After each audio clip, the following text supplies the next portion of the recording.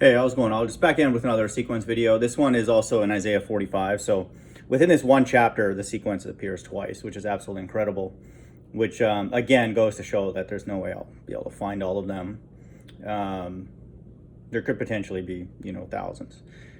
I'm in the hundreds at this point, but it's just amazing to me every time, I interact with somebody and then I read a verse or a set of verses, even if it's not prophetic. It ends up encoding this sequence of the end times, which is amazing, which is comes from Revelation, the book of Revelation.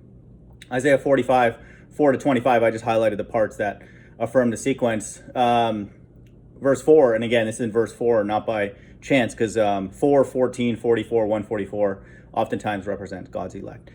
And they're mentioned in this verse. For Jacob, my servant's sake, and Israel, mine elect. I have even called thee by thy name. I have surnamed thee, though thou hast not known me. Okay, and so right away we have a reference to the elect, and then in verse 8 we have a reference to salvation. Drop down, ye heavens, from above, and let the skies pour down righteousness. This is symbolic of the so-called angels, where Christ appears in the sky. And so drop down, ye heavens, from above, and let the skies pour down righteousness, with these angels. Let the earth open, and let them bring forth salvation. Essentially, this dome, this firmament that we live under is going to be quote unquote cracked. And let righteousness spring up together. This is salvation, up together. I, the Lord, have created it. So salvation is God's idea. And it's an amazing thing, that we could potentially witness that.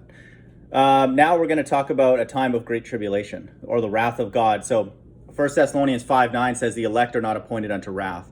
And so they're taken away prior to wrath. And then the wrath begins. And then we have that here in verse 9. Woe unto him that striveth with his maker. Let the potsherd strive with the potsherds of the earth. Shall the clay say to him that fashioned it, what makest thou? Or thy work, he hath no hands.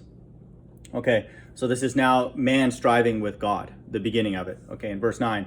And woe unto them that do that, which is destruction. Verse 10. Woe unto him that saith unto his father, what begettest thou? Or to the woman, what hast thou brought forth? Okay. And so this is people that are ultimately questioning God. Why are you doing this? All this kind of stuff, time of confusion and all that kind of stuff. And then some that won't even acknowledge God. And so that's, read Revelation 16 to get a better understanding of the purpose of those plagues, is to distinguish and delineate the two groups of people, God's left-hand side from the mixed multitude, those that remain. Verse 14, thus saith the Lord, the labor of Egypt. Okay, so now we have a reference to Egypt, which is modern day America, and merchandise. And then so now we have a reference to America, modern day Egypt, and merchandise. And merchandise of Ethiopia and of the Sabaeans, men of stature, shall come over unto thee, and they shall be thine. They shall come after thee, in chains they shall come over, and they shall fall down unto thee. They shall make supplication unto thee, saying, surely God is in thee, and there is none else, there is no God. So in the last days, this is coded language for Egypt, merchandise, and they shall fall down unto thee. And so America falling. And so after this time of woe and destruction, America is going to be destroyed. And so that's prophesied here in verse 14. And then verse 16, they shall be ashamed and also confounded, all of them. They shall go to confusion together that are makers of idols. And so America is essentially like the headquarter of idolatry in the world.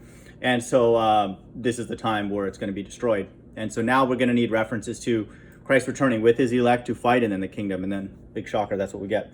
Verse 17, but Israel shall be saved. So now we have a reference to Israel again, because it's needed, because, Christ returns with his elect.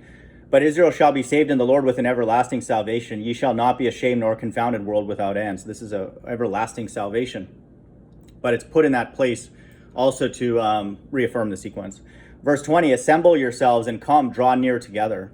And so they're returning and they're assembling together for battle. Ye that are escaped of the nations, so that those that were saved, they have no knowledge that set up the wood or of the graven image. They have no knowledge that set up the wood of the graven image and pray unto a God that cannot save. So it's like a vain to worship any other God but the God of the Israelites, according to the God of the Israelites. So just know that. Verse 24, surely shall one say, in the Lord have I righteousness and strength. This is in verse 24, 44, for God's elect. Surely shall one say, in the Lord I have righteousness and strength. Returning in these so-called UFOs. Even to him shall men come, and all that are incensed against him shall be ashamed. And so this is the final wrath of God, where Christ returns, the Lord, with his elect. and all that are incensed against him shall be ashamed. Okay. Verse 25, this is the kingdom. In the Lord shall all the seed of Israel be justified and shall glory. So now we have a reference to the kingdom in the last verse. So, Isaiah 45, the one chapter, it has a sequence twice. Absolutely amazing. Hope everyone's doing well. Bye.